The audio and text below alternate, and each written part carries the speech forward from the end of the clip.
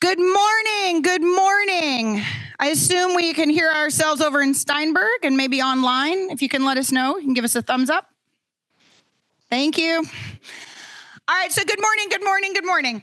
My name is Rebecca Nugent. I'm the head of the Department of Statistics and Data Science at Carnegie Mellon, where the Carnegie Mellon Sports Analytics Center sits. I want to wish you a very, very warm welcome on behalf of the department and Carnegie Mellon. This is our favorite weekend of the year. We have so many people who tell us all the time how much fun this event is. We very much appreciate attendance. We weren't quite sure what was going to happen in terms of there's so many financial pressures right now in the economy and with travel, et cetera. And we sold out again. We've got record numbers doing virtual attendance. So we really appreciate everybody taking the time and coming to support this community. Particularly, we have far more students actually than we have had in some previous iterations. So for the sponsors, thank you so much. I believe Ron's going to talk a little bit more, but for the sponsors, it really is your partnership that's letting us get the students here. Every single dollar that we take in from registration fees and from sponsorship, we turn right back into the event. Every single one. This is not a money-making enterprise for us. I'm the head. I see the budgets. I'm telling you that's what's happening. If we have extra money, we turn around, we give it to travel awards. We try to get as many people as we possibly can in person. We feed you all day long, et cetera. So thank you so much to our sponsors and our partners for helping to make that possible and continuing to keep this event very low cost. We do apologize for the hotel situation. Turns out Sabrina Carpenter decided to add Pittsburgh to her tour. And so that's where we went awry.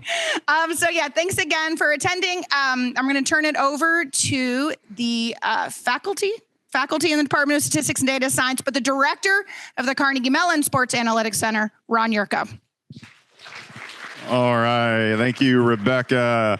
And thank you all for joining us. So for people that have come back, welcome back again. And for the many new faces, we're thrilled to have you here and be part of our community and take advantage of today. We have industry leaders giving their insights, that talking about their experiences.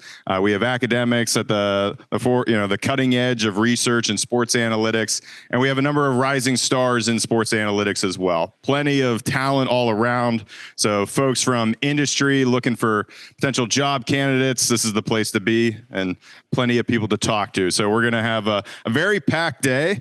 As you can see in your program, the full schedule is available.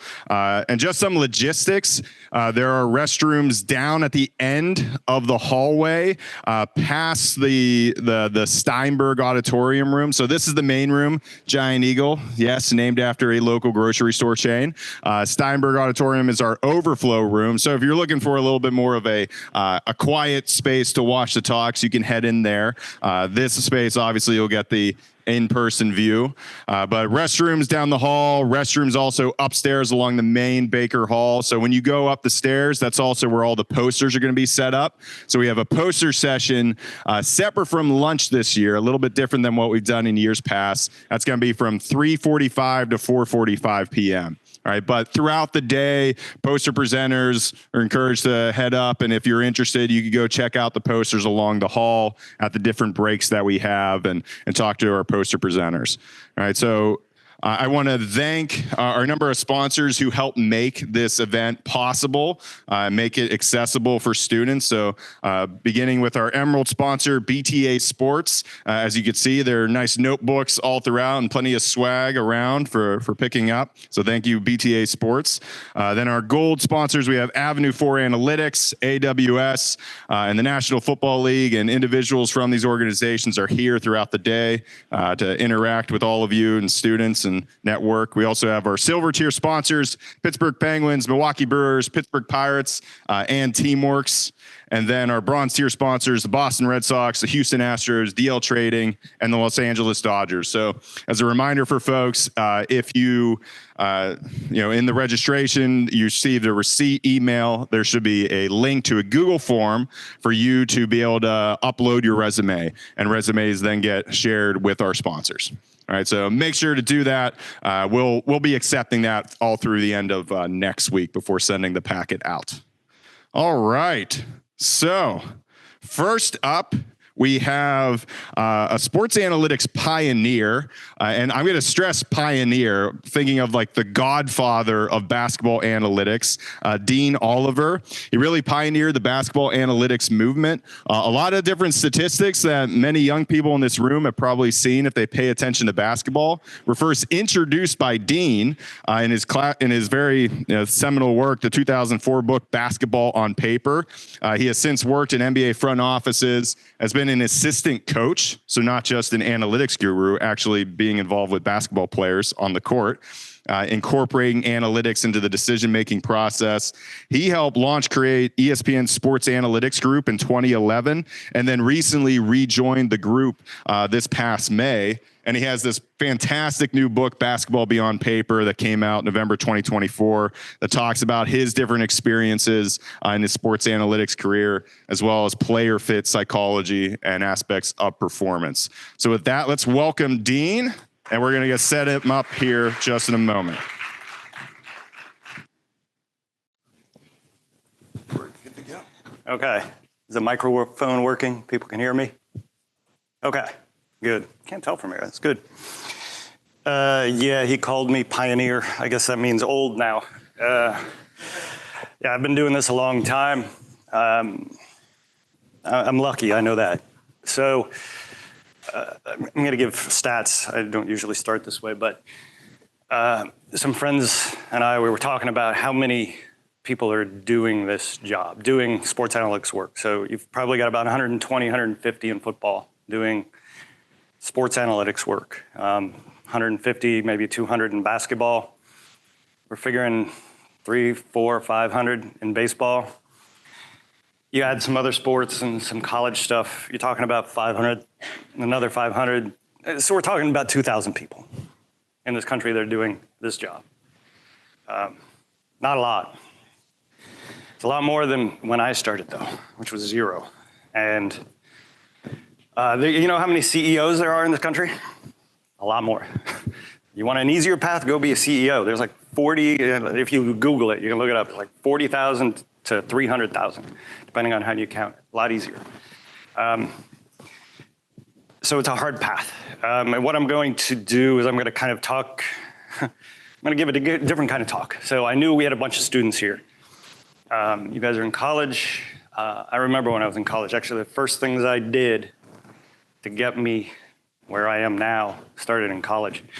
And I'm going to talk about some of this. Usually I don't talk about too much of what I did in college because people know that stuff now and it's like, okay, it's not that important. But I'm going to talk about some of the other things that were relevant. Come on. Let's see. There we go. This doesn't seem relevant, but so when I grew up in Hawaii, that's where I learned about math, for sure. I played a ton of sports. This is an AI representation of me. It's not very good, but it's, I was blonde, that's for sure. Had a lot more hair than him too. But I did swing from vines. In Hawaii, it was very primitive, and it was just one vine, not these 2 vine things. And there was this beach park with a tree hanging over and the vines, and we swung over the cars, my brother and I. It was not smart, but that's what kids do, right? So I had a little bit of a sense of adventure. This is another situation where we're using an AI image, also not me. But this one's actually kind of close to what happened. So my freshman year in college, they have this thing for freshmen. They take you up to Mount Wilson in Pasadena. I went to Caltech. They take you up there and you've got to walk down. Like, okay, that's initiation. So when they dropped me off and said, walk down, a car can't accelerate as fast as a person. So I jumped on the car, literally held on. There was like a little bit of gap between the rear windshield and the trunk, and I held on. Again, stupid stuff. Another stupid thing. So this, also at Caltech, I would go for midnight bike rides. It would clear my mind, a lot of work, a lot of homework, usually kept me up until at least 11:30. Go for a midnight bike ride, I could go to sleep afterwards. One night, I was out It was inevitable, I guess. Someone forced me off the road. I got onto the sidewalk. I'm like, okay, I don't know what they were doing. And they pull around, turn right. They open the window and say, "Give me your money." I had no money. I like, it's true. I said, like, I got nothing.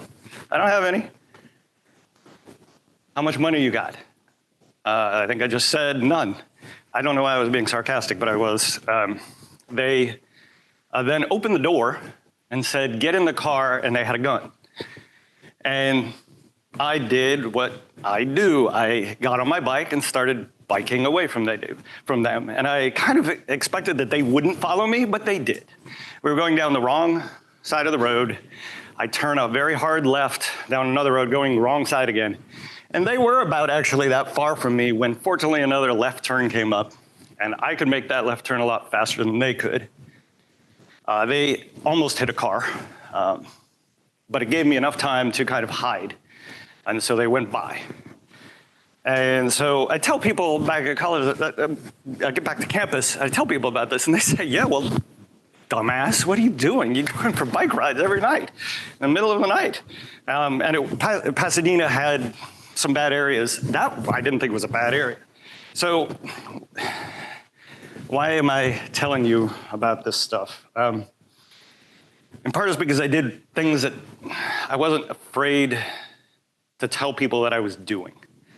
And I told people about this stuff that they thought it was crazy. They would tell me I was crazy, or they would just walk away and say nothing.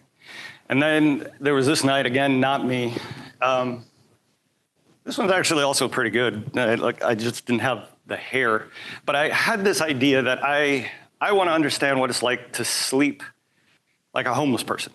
And this is California, like Southern California. It's warm.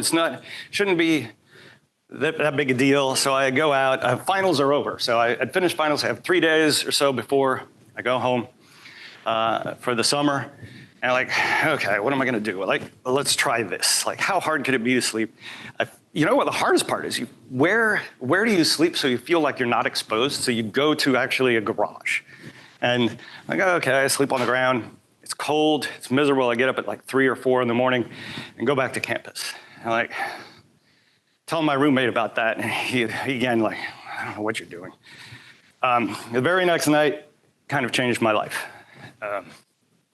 Also, end of the term, as I say, I'm going back to school next day. I do something also that no one thought about doing, which is I sat down with a basketball game. It was the Lakers against the Celtics.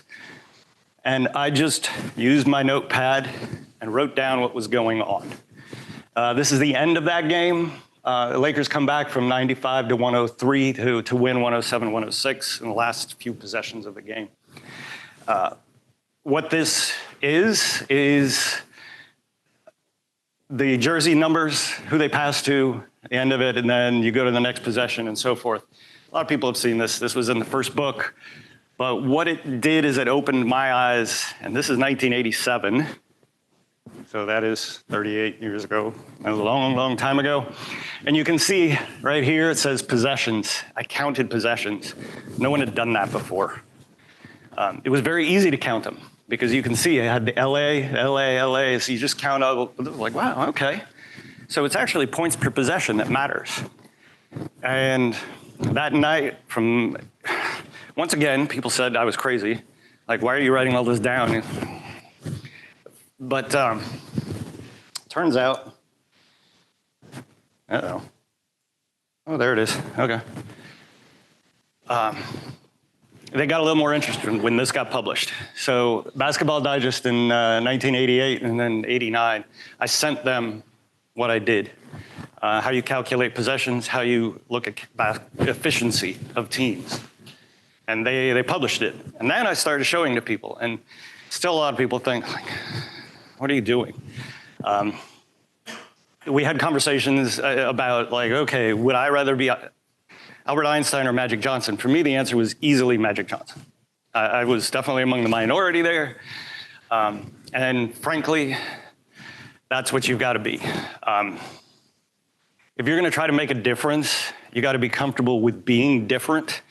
And when I did this stuff, when I did all the stupid stuff, with my like with bikes and swinging on vines and stuff. I got comfortable with people looking at me like, okay, I would never do that. I figured out what I was kind of good at by writing down things, something that anybody else could have done, but I had the patience to do it because I wanted to see things through and find out what it was like. So these came out. People did start talking about me as the basketball guy, which is automatically a little bit exclusive from them because I was different. And if you're here today, you have probably a path where you're going to be different from other people. I will get to more of that. So after the Basketball Digest stuff came out, the first one actually, not the second one, there was a book called Basketball Heaven by Martin Manley. There's a whole actually 30 for 30 audio thing from ESPN talking about him. I won't go into a lot of the reasons, but there is an interesting story. I recommend you look it up. So I thought the book was terrible. It was a first attempt at doing basketball analytics. By the way, the word analytics, that phrase did not exist back then. I just said, he didn't answer any real questions. He didn't do what Bill James did. I wrote that to Bill James, and Bill James said, what you can read, but I'll read it. I wrote a cover quote for Martin Manley because it is my policy to help and encourage people who want to do this kind of stuff. By the way, that's why I'm talking to you. As a first effort, his first Basketball Heaven is a lot better than my first baseball abstract. You can't compare his first effort to my 10th or 12th. If you think you can do better than he did, for Christ's sake, do it. It doesn't have any value for me or anybody else for you to say that you could do it better. I obviously said I could do it better. What this meant is that in the summer of '88, right after I got this letter, I did write a book. You didn't mention that one because it was bad.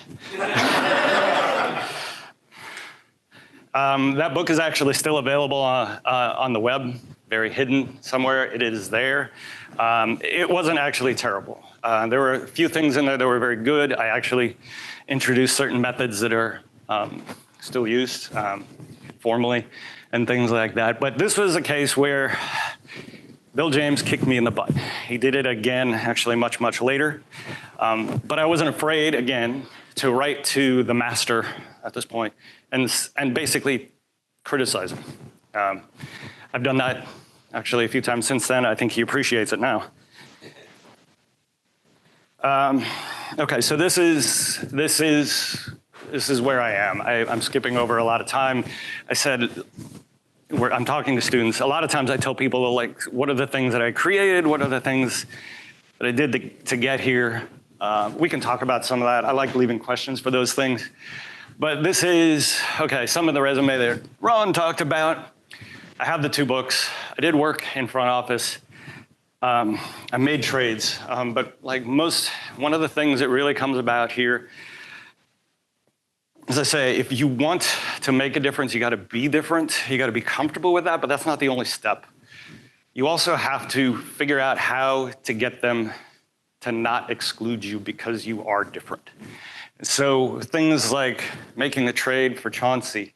Fortunately, I had a good group, and I'd been with them a little bit, and they understood what I did. But we acquired Allen Iverson over my protest. I said, like, AI is not going to help us very much. There was basic analytics out there saying, well, AI is getting 10 free throws a game, and Carmelo Anthony's getting 10 free throws in a game. We're going to get so many free throws. I did the analysis, and I said, here's why it's not going to work. And anytime you're telling someone who's in a decision-making chair that what they're saying, what their thought process is not right, you're going to get people either telling you you're crazy or walking out the door. I got more of the walking out the door and ignoring me at that early stage because I was only there for a few months before we did that. But I was okay with it. As I say, I went through college. I had all these people telling me I was crazy before that. Working as a coach, that was even more of that. I certainly had people telling me there's no way I could capture all the things that they're doing. There's no way to know what players are supposed to do on other teams. And I said, you're actually right. I can't know exactly what their coach was telling them, but neither can you. If you're a coach there and you're analyzing what their defensive rotations are, you don't know what their coach said either. I have the same data you have. Now, being argumentative with coaches sometimes works better than just being polite. I had to figure that out a few times. And it does depend upon the person, of course. There were times where I was probably too polite, and there were times where I was probably too argumentative, for sure.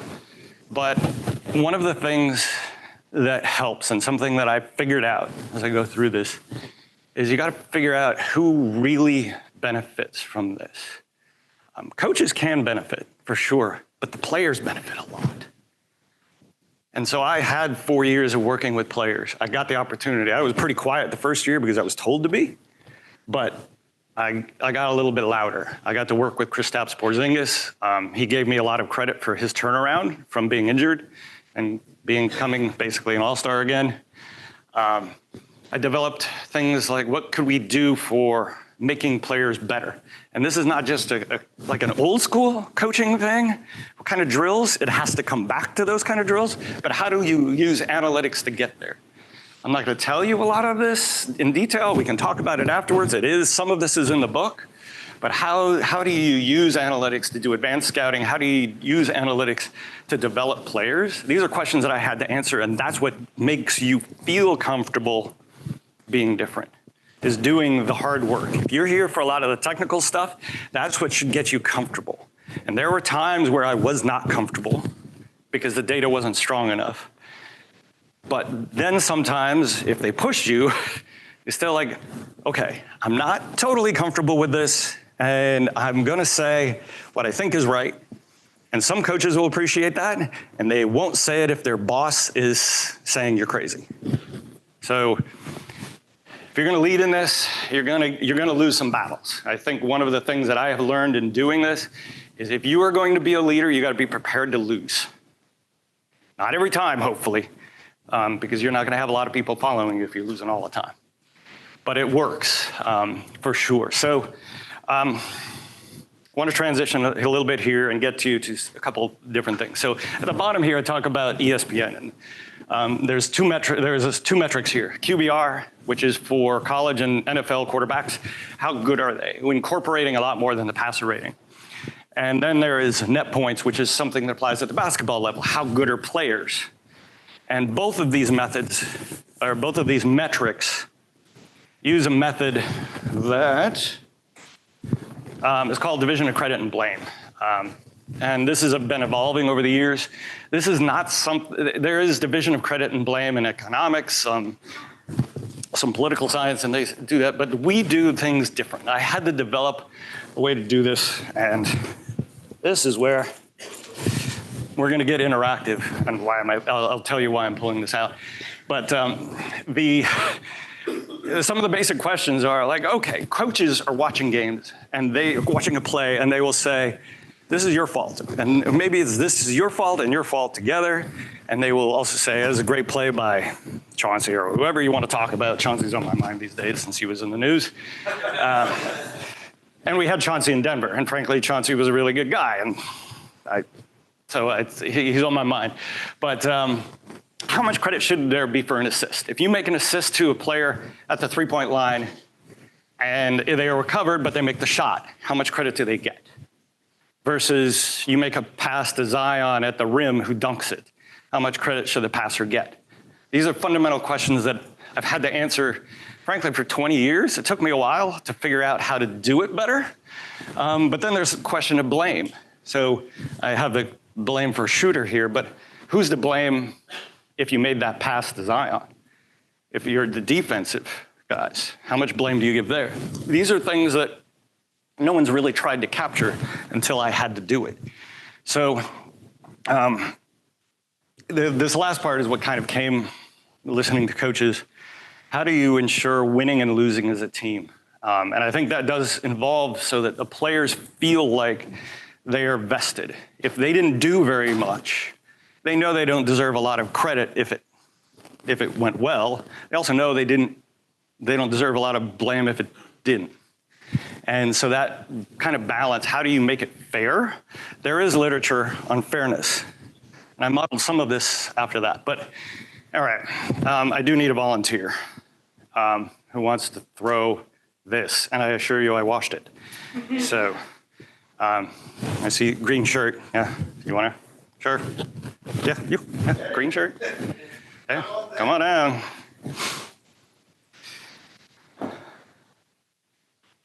So we talked about some division. What we're going to do is you and I are a team, right? And we're going to throw this back and forth.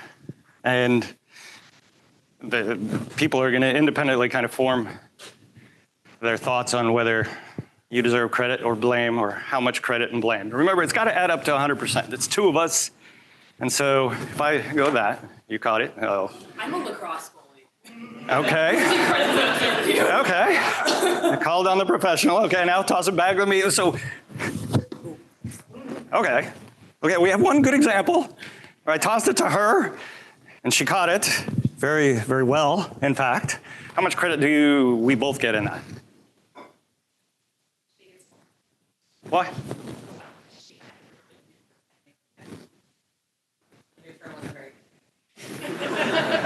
So how was her throw?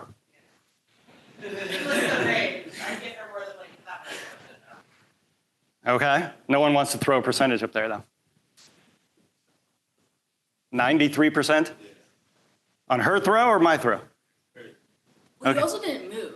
Yeah, we didn't move. I could have. Right, okay, so goalie. Oh.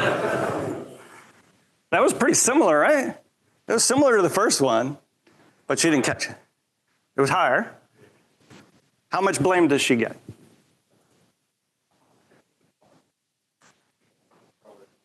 Huh? So how much?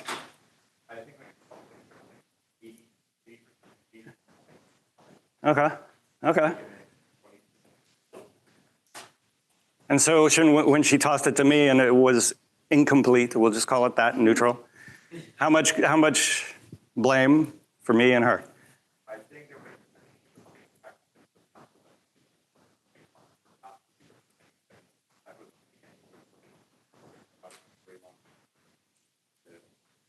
number?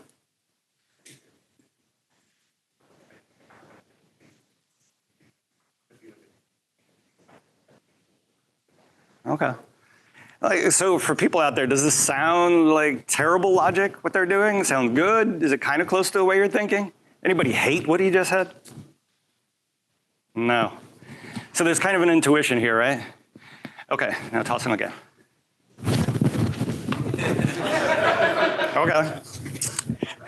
This is different. This is different. This is good.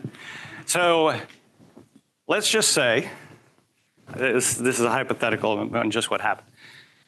Not to help me here.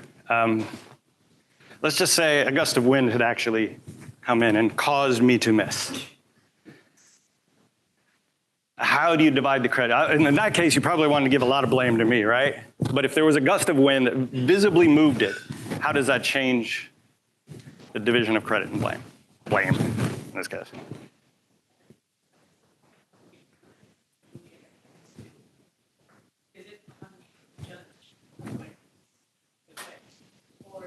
This is a sudden gust of wind.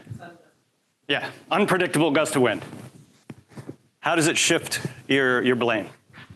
Well, from a goalie perspective, because I do have to hit it down the field. Yes. You are accounting for who you are passing to and the weather conditions. So you do account to a certain amount of the player running towards you and a certain amount of wind push in one direction or the other. So if someone falls, the person you're throwing it to, they just fall. They trip and fall. How does that change things? Well, then it's a third outlier at the field. Yes. So I'll get to where I'm going here with this. So what it does is it tends to even things up. Because it is an outlier, it's an external effect that tends to even the things across the two people. Thank you, by the way.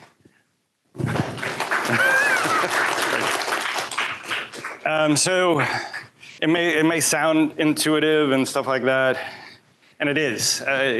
There's definitely some differences, but there's also a lot of equations. These are solutions to one or two different forms of the equation, basically, that governs all of this. So this is for two-person games, which is like just what we were doing.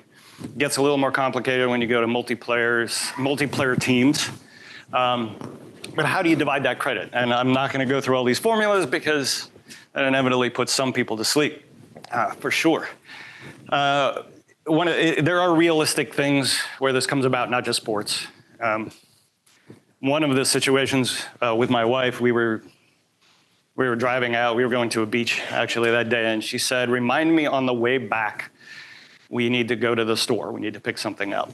And what happened, of course, is like, okay, I reminded her as we got back, and now I asked her, "How much credit do I get?"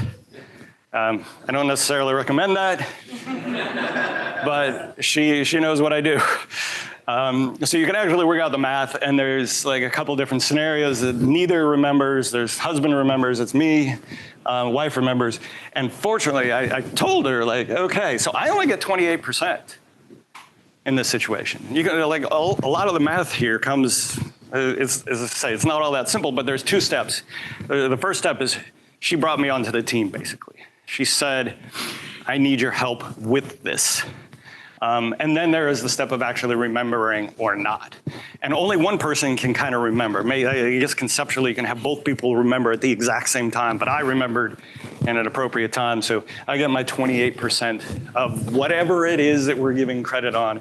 And mostly, of course, when you're husband and wife, I mean, credit is as simple as a kiss. I mean, like, okay, I'll get me 28% of a kiss, is basically what we're talking about. This is math that didn't exist before. This I had to create for sports. And the reason I needed it is for those net points calculations. We actually developed QBR before we did some of this stuff. But the idea is, the benefit of this is it allows you to divide credit on every single play in a basketball game, or potentially in a football game, or in a lot of different situations, or when you're reminding your wife to stop at the grocery store. So these are useful models for sports. They allow you to really break things down and understand what's going on, and in this case, do what we're doing at ESPN. So now I'm going to do a little bit of the plug for what we are doing now. So net points is a metric that we have rolled out for the NBA, for the WNBA, and within the next 6 months, we will have college basketball as well. So we'll have metrics. In this case, we do daily awards for, like, and this was from Tuesday, or Wednesday, I guess, from when Victor Wembanyama went crazy, had a 40-point night on 14 of 20 shooting. He was the best offensive player, the best defensive player. Like, he was amazing that night. He wasn't as good last night, by the way. He was still good, but nothing like this. So I'm going to show you a little bit of what it's like, just so you can get the flavor of it. And we'll see if this works. Yay, okay. So we have this, whoa, but it didn't come up. Hold on. Yep, I need to do that. Good point. Share whole screen.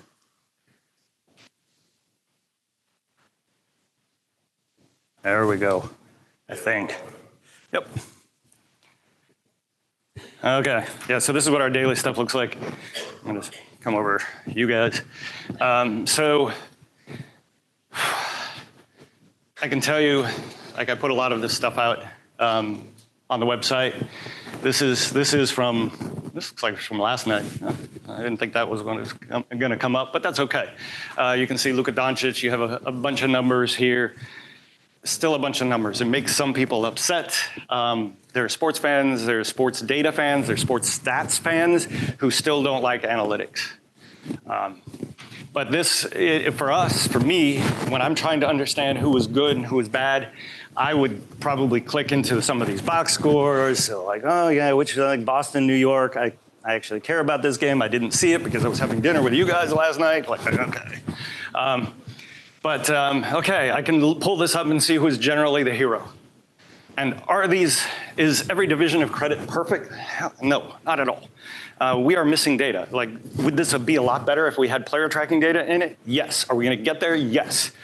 But it gives a decent guide on this of what it's going to look like. So I won't go through a lot of the things that are in here for now. I like reserving things for questions, but let's go back to here and show you some of the comments that I got based upon some of these things. A lot of people, sports fans, are still like saying, this is slop. Slop is kind of a new term. But this is from like Wednesday. Okay, so they even though some of these things are getting familiar, like people hate some of this. I still have to deal with people who think I'm crazy, or like how many people said nothing and just basically said, I'm not following you. And so if you're a leader, you're going to lose followers too. But unfortunately on the net, we got some. And so that, we still have to deal with this. And you guys are gonna have to deal with this. You guys are gonna be this next generation where you're trying to convince people to do things that they're not comfortable doing. I heard from coaches who said, I went into coaching because I hate math. Why do we have you here? And I definitely had one person who told me straight up, I would fire you and that entire part of the office over there, meaning the analytics group. So there are a lot of people who are gonna hate doing this, and you've gotta be prepared to do your best and maybe face those consequences that you do get fired. But if you're doing things the right way, if you are comfortable being different because you've done the homework to get there, you got a chance to convince them and you got a chance to make a difference. And you know what? Where we are right now is the quants did win. We have like major changes in the way basketball is played. It is played much more analytically. Teams don't shoot a lot of mid-range shots, and the guys who are taking those are the players who should be taking them. Why? Because the data says so. And you can do that. You can look at the data and you can try to think, well, maybe is there some other way we're not thinking about it so that mid-range shots are more valuable than we're saying here. And if you can go through that exercise and and still say, mid-range shots are only good for people like Shai Gilgeous-Alexander, you should feel comfortable, and you can feel comfortable being different. Some of the other things up there, 2-for-1 stuff is simple analysis. It's kind of stuff that happens in baseball shifts. Baseball shifts, of course, like those things changed the game and they had to legislate it out of the game. Switching is the primary defense in basketball. I heard so many times that switching won't work because you get matchup advantages. It's terrible. Football, going for it on 4th down, going for 2-point conversions, these things are now accepted. Because a lot of people fought for it and a lot of people got made fun of. Brian Burke at our organization did a lot of the football stuff and put it out there. He got criticized plenty of times. So fundamentally, like our wins come, and I have that note up there too. Yeah, like ultimately you want to get to the point where you're collaborating. And some of you will work for a group that collaborates well. They understand how data is going to fit into the decision process. Some of you won't. At least not straight up. You're going to end up in an organization where you disagree with them too much to start, and they're going to say like they don't want to ask you anymore. Made up, it's not your fault. This sort of stuff happens, but be prepared to do it. And that's kind of where I have to kind of end it, because I know we want to give time for any sort of questions, but hopefully that helped. It's a different kind of presentation that I've given before, mainly because of those crazy AI images and things like that. And now we're going to open it up for Q&A. So please raise your hand and I will walk around with the mic. Okay. We're gonna work our way up. All right. Go to the question here.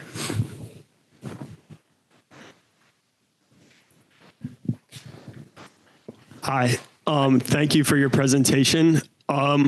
Whenever you were going over like the defensive net ratings, like I was looking at, like Wemby's score and Jalen Duren's score, they're a lot higher than Mikal Bridges per se. Like, have you noticed that the analytics kind of gear towards centers more defensively versus like wing defenders and guard defenders? It changes a little bit. Of course, the way the game is played now actually changes things. It used to be much more actually for the bigs because the game was so much about getting to the rim. It's definitely balancing out now. You have an Alex Caruso who is incredibly valuable on the defensive side as well.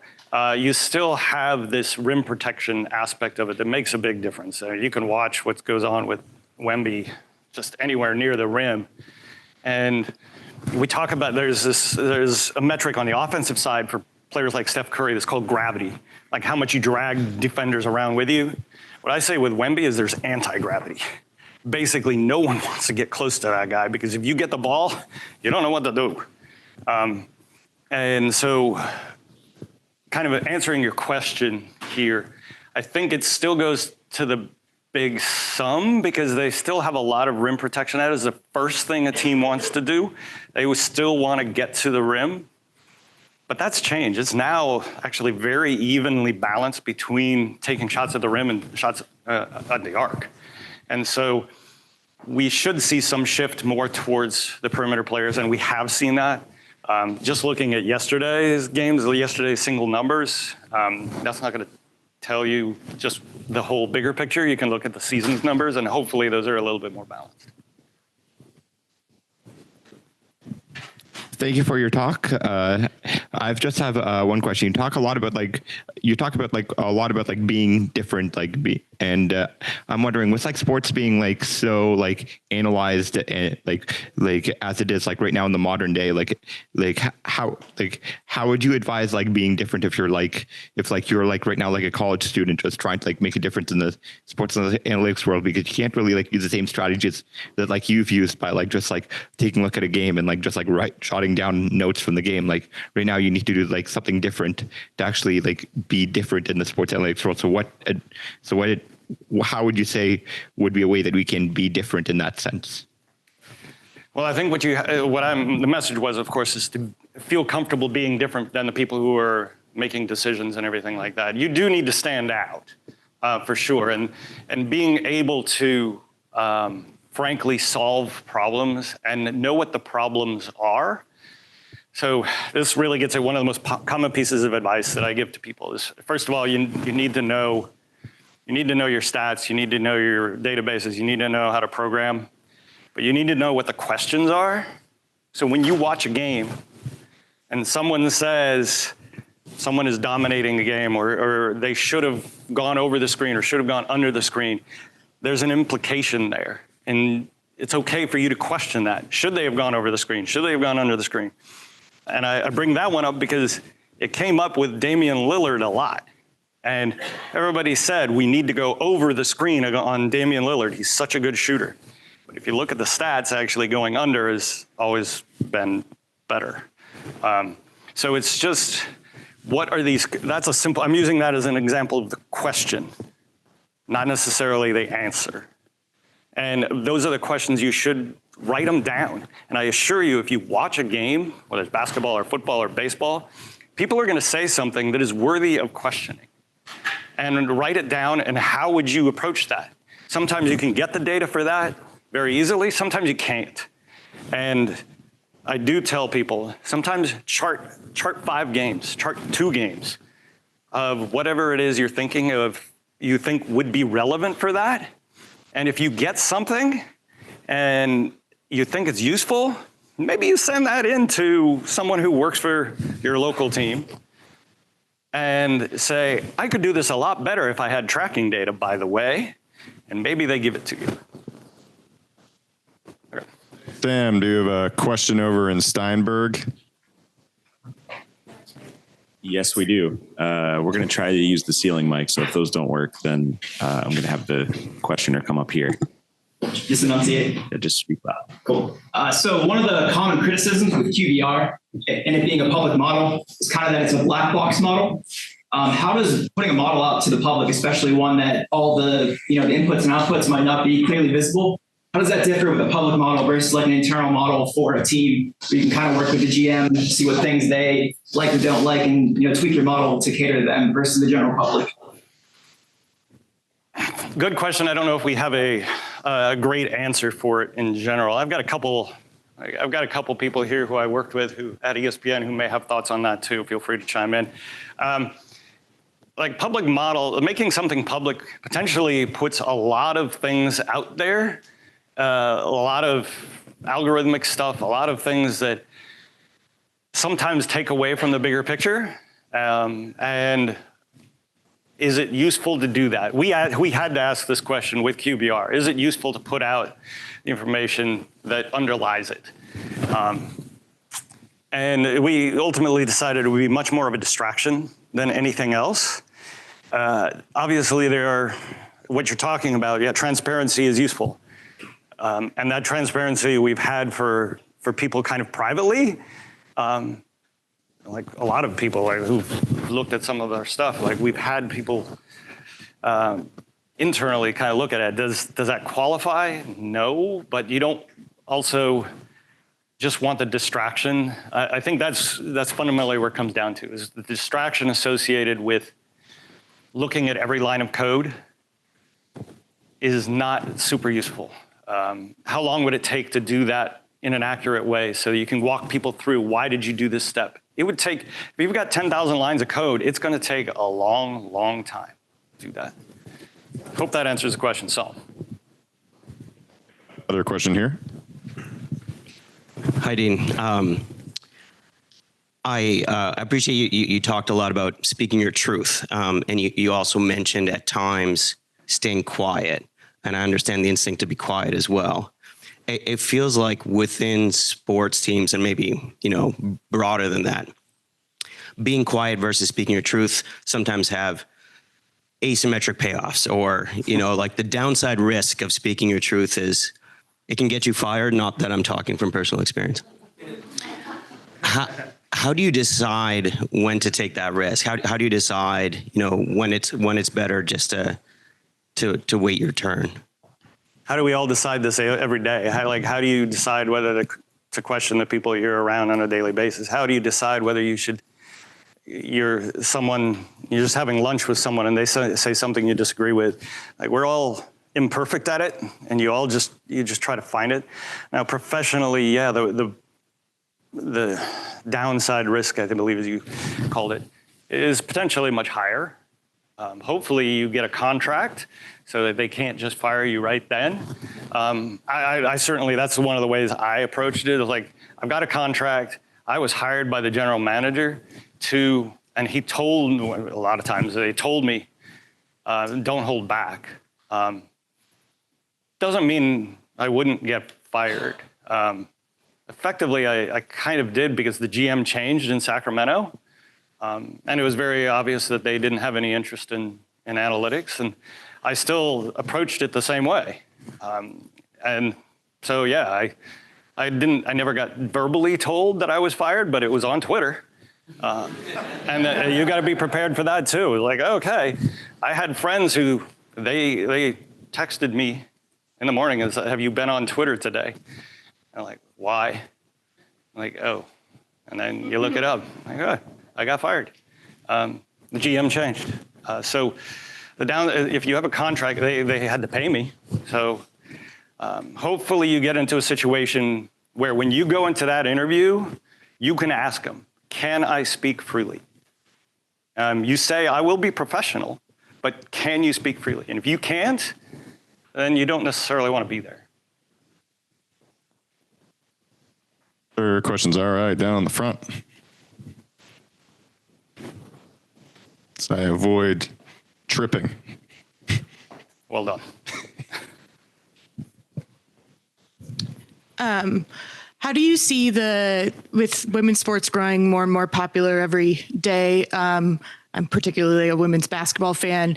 What is the investment like on using data in women's sports? And is there sort of do you see any trends sort of either diverging or are they doing things differently than men's teams? Does that sort of thing, like, what does the state of investment look like, and what do you hope to see in the future?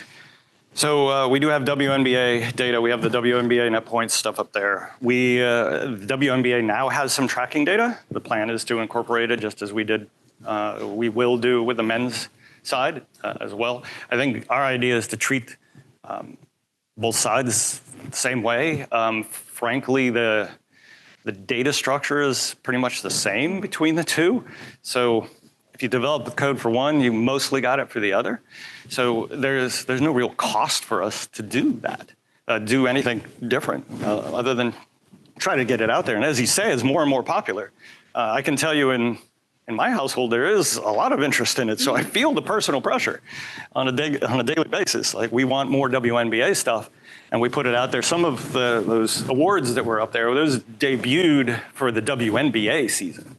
We didn't debut them with the NBA. We did them for the WNBA. I think there is this, you have to parameterize the sports a little bit differently. So there's parameters that go into the model. The model that if you had to explain this publicly, it would be hard. But there are model parameters that go in there, and those change a little bit of the division of credit, frankly. And so you put those in there, but you still end up with things that are useful to analyze the game. Like, of course you do, and it's great. People want to compare things across the men's versus women's, and you can definitely do some of that. To what value, I always wonder, but for sure it can be done. We try to treat the sports fans so that they can do what they want to do fairly, honestly. Yeah. What's a common mistake that you see more junior people make when they come into an organization, either in kind of how they try and contribute or they try and disagree with their coworkers and their leaders? You still got to listen. Yeah, some of them don't. I mean, the fact that you speak your mind doesn't mean you don't listen. You got to listen. And you got to listen to more than the numbers. Like, the numbers are great. I think we have incredible insights. I feel like I can't watch games. I blame Ron for not being able to watch a game last night. And so I get very good insight from some of these numbers, but I also know that, like, there are games I want to turn on and watch. And sometimes you trust the numbers so much. So you either fail to listen or you fail to watch. Probably the most common things that come about.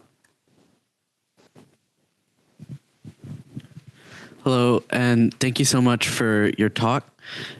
My question was, what advice do you have for breaking into analytics in, like, lesser known sports that haven't started to adopt an analytics mindset to it yet? That's awesome. That's where things are wide open. Do something that's novel, do something that's good, something that brings insight. People will pay attention. So there's volleyball stats now out there, but it hasn't penetrated very far. I know some other people doing that. Like, do more. Lacrosse, definitely. Like, lacrosse should have stats. Like, there should be good stuff that's out there. Do the basic stuff. Like, as I tell you, my first book was bad, but it actually introduced some useful stuff. And don't be afraid of something that's not perfect. Like the whole, don't let perfection be the enemy of the good. Like, they say it much better than I do. But the idea is definitely do something that's useful, put it out there, get people's feedback on it, and listen to it, for sure. One more question, and then we're going to go to break. And there'll still be time to talk to Dean all throughout the day as well. Yeah. Hi. So with player impact metrics being available for like a long time in the NBA now, where do you see the future with that? And how do you see player tracking data improving player impact metrics? And then sort of a follow-up with that, do you ever see player impact metrics such as net points ever being used for things like MVP or DPOI or any season awards? There's a lot to this question. Good final question. All right, there's a lot here. So Alok Patani is going to talk at the end today. He's very good. We work together at ESPN for a while. We did something back in, 2013? What was it? Something called Strength of Record. This metric is not used explicitly for choosing who goes into the college football playoffs. But they have some other things that are very close, like record strength or something like that. So do I have hopes that our private metrics are going to end up being the selector from no. And I frankly am very happy with other subjective choices of what you're going to do to make those decisions. I'm fine with that.